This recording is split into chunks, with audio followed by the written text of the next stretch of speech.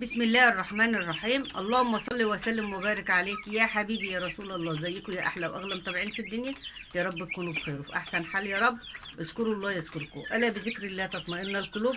سبحان الله والحمد لله ولا اله الا الله والله اكبر. بسم الله ما شاء الله تبارك الرحمن. الفراخ البيضه بتاعتنا يا جماعه يعني الحمد لله بدات تخف من الدور اللي كانت واخداه، لان انا بعد ما نقلتها خدت دور جامد وتعبت مني. فانا الحمد لله عملت لها كم مشروب وكم خلطه، يعني بدأوا ياكلوا وبدأت الشهية بتاعتهم هي تتفتح ما شاء الله اللهم بارك. يعني النهارده اليوم ال 13 يوم، انا كنت نقلتهم على عمره اسبوع، ففات يومين اتنين كده وحسنت الفراخ جالها اسهال والفراخ تعبت، وده طبعا اثر على وزنها زي ما انتم شايفين، واثر على حجمها. حتى تلاحظوا ان كان في فرخ صغير وفرخ كبير، لان الفرخ اللي تعب هو اللي رفيع دوت وايه ووزنه قل. بس الحمد لله خفوا وبقوا حلوين. بس ظهر عندي النهارده بقى عطس وخنفره كده وخشخشه في صدرهم، واخدين برد مني بصراحه. فانا حبيت اعمل لهم بقى خلطه حلوه قوي او وصفه حلوه قوي، هاخد منها مشروب وهاخد منها خلطه برضو على العلف. ان شاء الله هترفع جهاز المناعه بتاعتهم وتقويه، وكمان فاتح للشهيه ومضاد حيوي من الدرجه الاولى زي ما انتم شايفين ما شاء الله، وهتمنع الانفلونزا والخرششه اللي في صدرهم والخنفره ما شاء الله اللهم بارك. طبعا انا قلت لكم ان هم عمرهم النهارده 13 يوم. انا لسه باكل على الفبادي تركيز 23 السوبر، يعني لسه قدامنا يومين ثلاثه كده على تبع وزن الفرخ وتبع حجم. ان شاء الله هبتدي اغيرها لهم كمان 3 4 ايام، بس لغايه دلوقتي انا لسه باكلهم البادئ التركيز 23 ما شاء الله اللهم بارك. الحمد لله يعني هم بعد ما خفوا هم فعلا مات لي فرخين، انا كنت جايبهم 20 فرخ فمات لي فرختين مش مشكله، بس الحمد لله بدأوا يفوقوا وبقوا ياكلوا زي ما انتم شايفين اهوت. النهارده بقى هعمل لهم وصفه حلوه قوي زي ما قلت لكم، مضاد حيوي طبيعي من الدرجه الاولى، فاتح للشهيه، رافع مناعه، بيعالج الكساح كمان، وبيعالج وجع الرجلين بتاعهم لان فيه بيقضي على البكتيريا، وكمان البرد والعطس والخرفشه والحاجات اللي بتيجي للفراخ ديت. يعني خدت منها جزء عملت مشروب وخدت منها جزء على العليقه. ان شاء الله الخلطه ديت هتعملها لهم يومين ثلاثه ورا بعض لو هم عندهم برد او عندهم خنفره او عندهم خشخشه في صدرهم او عطس او كحه. ما شاء الله ان شاء الله هتقضي عليها تماما. بس اتمنى تدعموني باللايك والاشتراك في القناه ليصلكم كل ما هو جديد.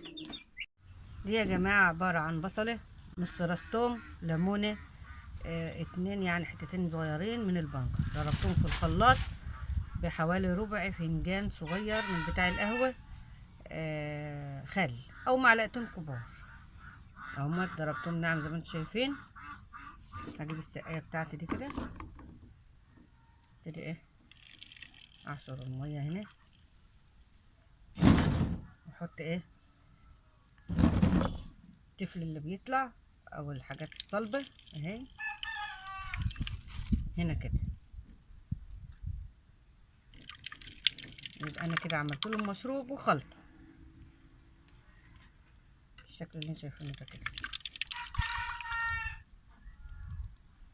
كله انزل السوائل اللي فيه.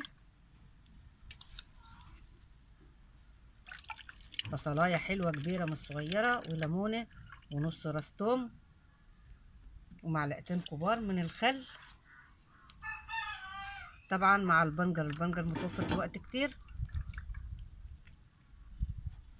كده بقى بالشكل ده كده. ده هكمل السقايه ميه واحطها. ده بقى الخلطه بتاعتنا اهي، ده الحاجات اللي انا خدتها من السوائل، صفيتها من السوائل كويس. هضيف عليها كمان مكون حلو قوي، معلقه حلوه كده من الكركم، واخلط العليقه كلها مع بعض. طبعا انا لسه بستخدم عليقه سوبر تركيز 23 بادش اهي، لسه بستخدم البادي، هما لسه ما كملوش 15 يوم. انا ببتدي اغير يعني على ال 15 او ال 17 تبع وزنهم او تبع حالتهم الصحيه. هو الصح يبقى يوم ال 15 نبتدي نغير، نحط ناني نغير البادي بنعمل. بس ايه النهارده طبعا اليوم ال13، فلسه يومين. تبع حالتهم، لو لقيت وزنهم حلو وحجمهم حلو هبتدي اغير يوم 15. مفيش هستنى لل17، مش مشكله. من 15 16 17 يعني ممكن ناكل البادي لغايه 17 يوم، مفيش مشكله خالص. ده بيرجع للوزن بتاع الفرخ. كده يا جماعه اهي الخلطه بقت حلوه اهي تمام. دي الخلطه دي كده هتقضيهم يوم او اكتر كمان تبع ما بتخلصوها. يعني ممكن اقسمها بالنص، احط لهم نصهم الوقتي يفطروا بيها ونصهم اخر اليوم.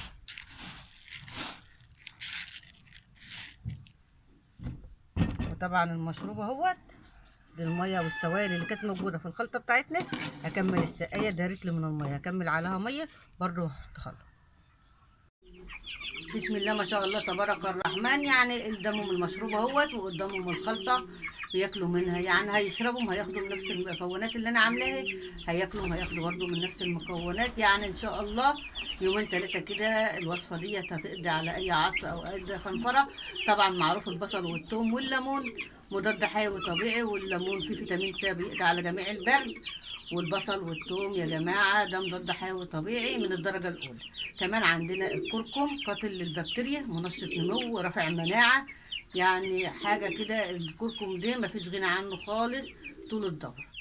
وعندنا كمان الخل يا جماعه بيموت اي سموم موجوده في الفراخ في بطن الفراخ، او مش بيموتها او بيقضي عليها نهائي، لا هو بيوقف نموها وبيوقف نشاطها.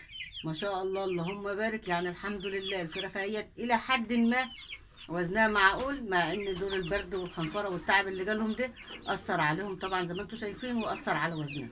بس ان شاء الله مع الخلطه ديت اقسم بالله ان شاء الله يعني بامر الله، هي خلطه مجربه جدا، ان الفراخ بتاعتك هتكبر وهتزيد وهتشيل وزن، وفي نفس الوقت هيقضي على الخنفره والعطس والنزلات البرد اللي عندهم، وهيقضي على الكساح كمان. لان الكركم ده يا جماعه اول مكون بيقضي على الكساح وتورم الرجلين.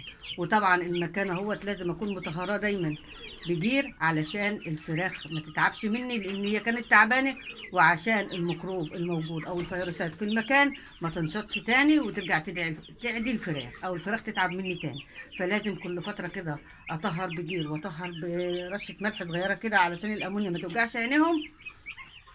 ومع الخلطه الرهيبه، الخلطه دي جباره. عندنا برضو يا جماعه البنجر مغذي جدا ومفيد جدا، يعني كله حديد.